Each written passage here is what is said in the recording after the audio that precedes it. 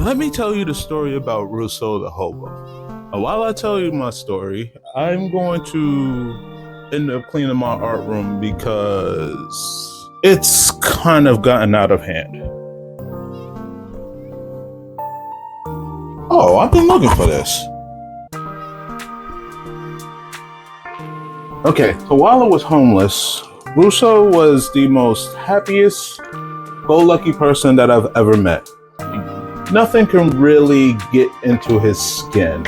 Extremely positive, always laughing, looking for reasons to laugh, and just really enjoyed life. And it was perplexing to me because everybody that was around was all going through a hard time, but he just found a way to make everybody laugh, had a positive outlook on everything. Didn't really show any kind of negative attitude towards people. And he was always smiling. That's one thing I remember about him. He was always smiling. He's a little guy too. Think of Jesus if he lived to be 60. One day, there was a person who was heckling him, being very mean, being very rude, being very disrespectful. And I was watching this happen. And he came over to me, and the first thing he said was, well, that went full circle. I asked him, what did he mean by that? He said, well, I'm homeless by choice. Like, what do you mean you're homeless by choice? Everybody here is either an addict or at the time it was a recession and not a lot of people were able to find work. Everybody most of the people anyways, was dependent on the system to get them pills or whatever. And he was telling me how he's doing it as a choice because he's actually a successful businessman.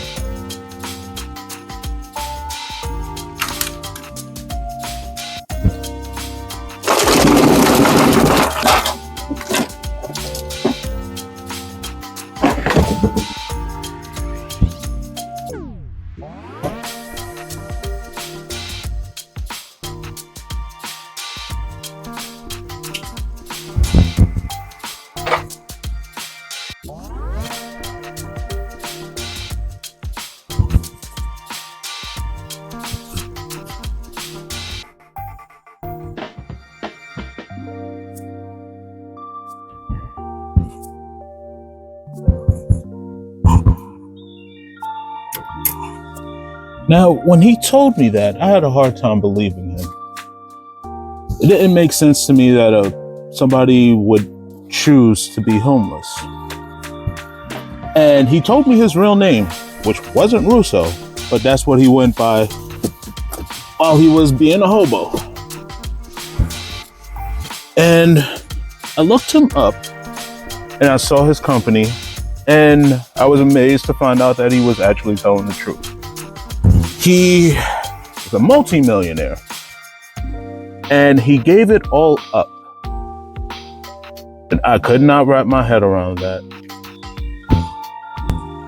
I'm sure most of you are thinking the same thing that I was thinking back then.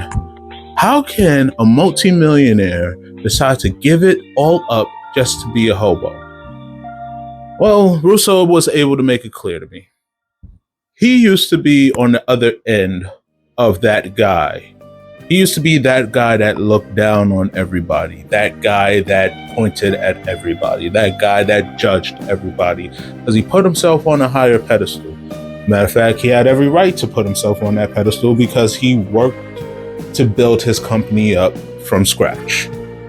The unfortunate thing is, Russo wasn't happy. He was completely miserable. He couldn't find the happiness in anything. He was always angry. He was always tired. Until one day, going to drown himself in sorrow with a bottle, he ran into a homeless person. And just like that man that was yelling at him, he was yelling at that homeless person. Telling him he's garbage, telling him he's trash, telling him he'll never be worth anything. The homeless person ate all of it, took all of it, and His reply was so short, but it hit Russo hard. So I may not have nothing, but I have a lot more from life than you will ever get. That hit Russo harder than he ever expected. That opened his eyes to recognize that he wasn't happy. Shortly after that, he resigned from his CEO position at his company.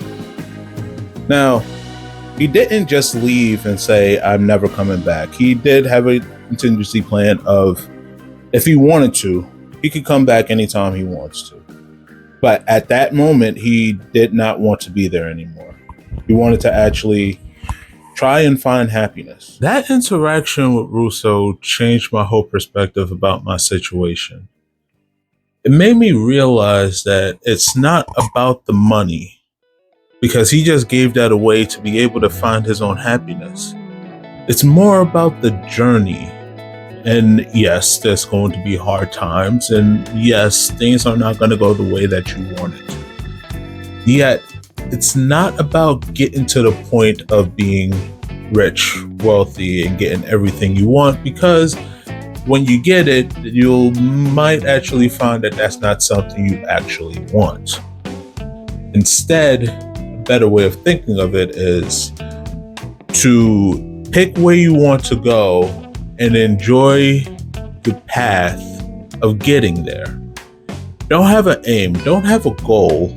Well, wouldn't hurt to actually have any of that, but don't look for things to be perfect once you get there.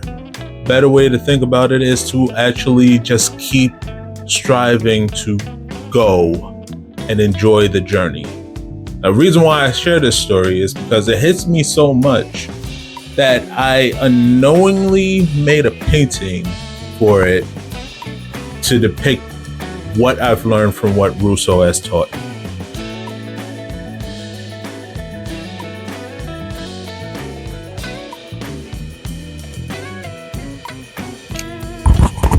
This painting is called Top of the Morning.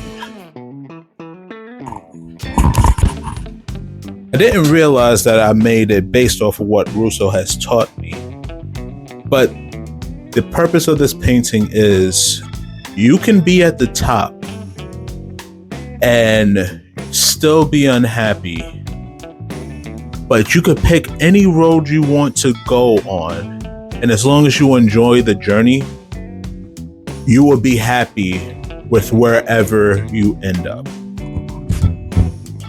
Well, now that you know the story of Russo the Hobo, the story behind that painting, and watch me clean the art room, and it looks a little bit better than it did before, I'm just gonna lay down and chill. Yeah, that's nice.